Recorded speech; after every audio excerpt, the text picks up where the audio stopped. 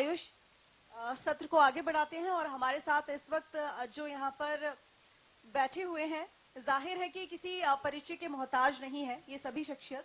सबसे पहले तो मैं आपके पास आना चाहूंगी। 50 साल पूरे हो गए हैं भिवानी को और आपने एक बड़ा महत्वपूर्ण योगदान दिया है भिवानी को भिवानी की पहचान बनाने के लिए। इतने 50 सालों में आपको क्या लगता है कि कितना बदला है भिवानी? सबसे पहले तो मैं इंडिया न्यूज़ हरियाणा का धन्यवाद करता हूं कि वो ज़मीन की आवाज़ को ऊपर हमारे जो सरकार के नुमाइंदे हैं या पब्लिक है उस तक पहुंचाती है। और जहां तक भिवानी में 50 साल की यात्रा की बात है, हमारे जो पूर्व में जो साथी थे उन्होंने बताया भिवानी में क्या हुआ क्या नहीं हुआ। मैं तो खेलों तक ही अपने आप को सीमित रखूंगा। भिवानी में हमारे अनेकों विजेता चैंपियन पैदा हुए हैं जो मेरे साथ बैठे हैं। इनको पूरे देश और दुनिया में इनका डंका बजा है, लेकिन मेरे दिल में काफ़ी टीस है। भिवानी ने अनेकों चैंपियन दिए हैं देश को, जिन्होंने अंतर्राष्ट्रीय स्तर पर हमें एक नई पहचान दी है। लेकिन भिवानी में खेलों के लिए जो सुविधाएं जो सरकार को देनी चाहिए थी वो पर्याप्त नहीं हैं। कुछ छोटी मोटी सुविधाएं हैं।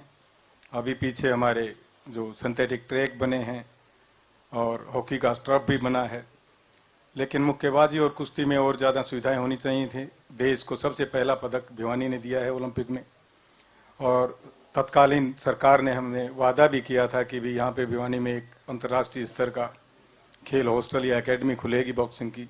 वो भिवानी को न दे के बाद में किन्हीं कारणों से रोहतक में खोल दी गई। भिवानी वंचित रह गया। और जो राज्य स्तरीय सरकार है उससे भी हमें उम्मीद थी कि यहाँ पे बॉक्सिंग के लिए अच्छी सुविधाएं दी जाएंगी, तो वो भी हमें अभी तक पर्याप्त सुविधाएं नहीं मिली हैं। और सरकार की जो खेल नीति का मैं थोड़ा जिक्र करना चाहूँगा। सबसे पहले हरियाणा में चौधरी ओम प्रकाश चौटाला ने खेल नीति का गठन किया था 2003 के आसपास, और हमारे खिलाड़ी एशियन खेलों में जीत के आए थे, उन्हें नगद पुरस्कार दिया। और उस खेल नीति को आधे अधूरे रूप से लागू किया गया, सही तरीके से इम्प्लीमेंट नहीं कर पाई वो सरकार। उसमें सबसे बड़े रोड़ा मैं मानता हूं तत्कालिक जो हमारे डीजीपी थे मलिक साहब, महेंद्र नाम मैं जान पूछ के ले रहा हूं उनका। उन्होंने ज़्यादा खिलाड़ियों को तहरीज नहीं देने दी। सरकार का कुछ मूड था नहीं था, मुझे नहीं पता।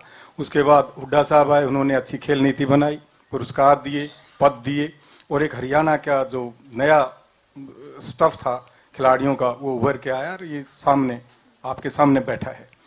खिलाड़ियों को नकद पुरस्कार दिए गए, उनको ओडी गाड़ियाँ दी गई, स्टेज के ऊपर अच्छी नौकरियाँ दी गई, डीएसपी, इंस्पेक्टर, और जो राज्य स्तरीय खिलाड़ी थे उनको हरियाणा पुलिस में सिपाही और हवलदार के पद पे नियुक्तियां दी गई। उसके बाद जो हमारी नई सरकार आई, इसने 2 या 3 बार खेल नीति में बदलाव किए हैं। और बदलाव एक प्रोसेस है, प्रक्रिया है। समाज में हर जगह बदलाव होना चाहिए हालात के अनुसार, लेकिन जो बदलाव किए गए हैं वो एकदम से हमारी जो मुख्य जरूरत है उसके विपरीत किए गए हैं। आज नौकरी सिर्फ खेल विभाग तक सीमित कर दी गई है। ये बेटी बैठी हैं, इनका सरकार में हिस्सा है। मैं इनसे निवेदन करूंगा कि सरकार पे दबाव बनाए। क्या सभी खिलाड़ी खेल विभाग में प्रशिक्षक लगेंगे? प्रशिक्षक, जूनियर प्रशिक्षक। ये सोनिया बैठी है, ये विश्व की रजत पदक विजेता है। खेल नीति के अनुसार इसको क्लास 2 की नौकरी हरियाणा सरकार में मिलनी चाहिए थी। ये अपॉइंटमेंट लेटर अपनी जेब में लिए बैठी है। इसको जूनियर कोर्स क्लास 3 की नौकरी दी गई। हमने सरकार के सामने, हम मंत्री से मिले, डायरेक्टर नैन साहब से मिले, इनकी सुनवाई नहीं हुई। पारदर्शिता और भ्रष्टाचार की बात आती है। उसी प्रतियोगिता में जो लड़की ब्रॉन्ज मेडल लेके आई थी, मनीषा मोहन, उसको सीनियर कोच, उसको क्लास 2 की नौकरी दी गई, इसको क्लास 3 की नौकरी दी गई। हम हर जगह पे गए, मंत्री जी के पास गए, कोई सुनाई नहीं, और डायरेक्टर साहब के पास गए, कोई जवाब नहीं। तो अब हम कहाँ जाएं? कौन सा मंच है? वो मंच ये है। इस मंच से मैं आवाज उठाना चाहता हूँ हमारे जो सरकार के नुमाइंदे हैं उन तक। खास करके मेरी नाराजगी संदीप सिंह जी से है। एक बहुत अच्छे खिलाड़ी जिनको सरकार ने खेल मंत्री बनाया है, और मैं दावे के साथ कह रहा हूं वो खिलाड़ियों का और खेल का जो उनको करना चाहिए था, उनके लिए, खिलाड़ियों के लिए जो योगदान उनका होना चाहिए था वो पर्याप्त नहीं है। खिलाड़ी आज मायूस हैं, हताश हैं। अभी नई गाइडलाइन आई है, 2-4 रोज पहले मैंने पढ़ा है कि खिलाड़ियों को खाली खेल विभाग में कुछ शिक्षा विभाग में छोटी मोटी नौकरियां मिलेंगी, वो भी क्लास डी की या क्लास आउट ऑफ जो अपना ओएसपी होता है, आउटस्टैंडिंग स्पोर्ट्स पर्सन, उसमें बहुत एक सीमित कर दिया गया है। लेकिन हमने पीछे एजिटेशन भी किया था, हमारे मुक्केबाज विजेंद्र आए थे, मैं भी उसमें शामिल था, हमारे हजारों खिलाड़ी शामिल हुए। माननीय मुख्यमंत्री जी ने आश्वासन दिया था, ट्वीट पढ़े में मेरे फोन में है, कि भी हम खिलाड़ियों की जो पॉलिसी है खेल नीति उसको एज इट इज लागू रखेंगे, उनको क्लास 3 की भी और जो दूसरी तरह की नौकरियां हैं वो दी जाएंगी और उनको विभाग चुनने का भी अवसर दिया जाएगा। लेकिन अभी जो गाइडलाइन कुछ दिन पहले आई हैं उसमें उनको सीमित कर दिया गया है 3 विभागों तक।